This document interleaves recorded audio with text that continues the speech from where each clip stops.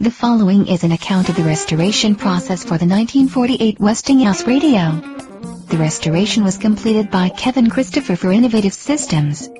The case was in terrible shape. Most of the veneer was peeling off. Most of the loose veneer had to be reglued or removed. The radio had a few problems such as open output transformer and open filter choke. There were two wrong tubes in it that were shorting the B plastic ground, which may have been the cause of the above problems. I changed the filter capacitors and a few other parts and have it working nicely. The Westinghouse is a 1948 vintage radio. The output transformer, filter choke, several resistors and capacitors as well as the filter capacitors have all been replaced. There is a new brown felt on the dial back plate as the old stuff was all faded out. The cabinet is scraped and most of the loose veneer in structure has been re-glued. There is a very nice grain pattern in the cabinet which was not visible due to the fading of the old finish. The grill cloth is in very good condition, but was faded from brown to beige. I applied a spray coat of dye to revitalize it.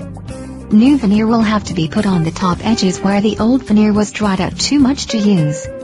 I put a light application of walnut oil on the remaining top veneer to bring it back to life.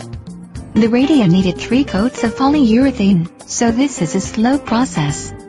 After the masking paper is removed, the entire cabinet will be sprayed with 3 coats of clear satin polyurethane. The chassis is working well.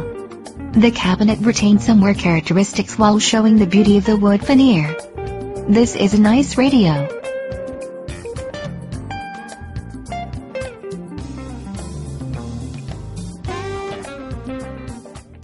Here's your old radio bag. I'm Kevin Christopher, and I restored it to what it is right now.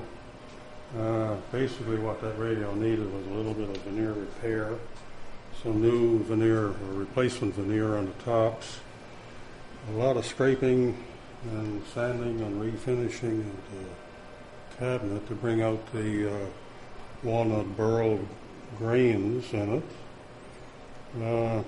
The radio had been in the sun for a long time and it was well faded out. The grill cloth was faded away, but it was in fairly good condition, so I spray dyed it to bring back some of the color and cleaned her up, polished it, way to go. As far as the chassis is concerned, it had a couple of problems there. The output transformer which drives the speaker, and the filter choke were both gone open, and I think that happened because somebody had put 3 wrong tubes in it, causing a short in the B plus circuit, probably the cause of that damage. So fixed all that up and replaced the usual capacitors, resistors, filter capacitors and that, and tuned her up and got her going very nicely. It was a very nice radio. It was a 6-tube radio from the late 40s.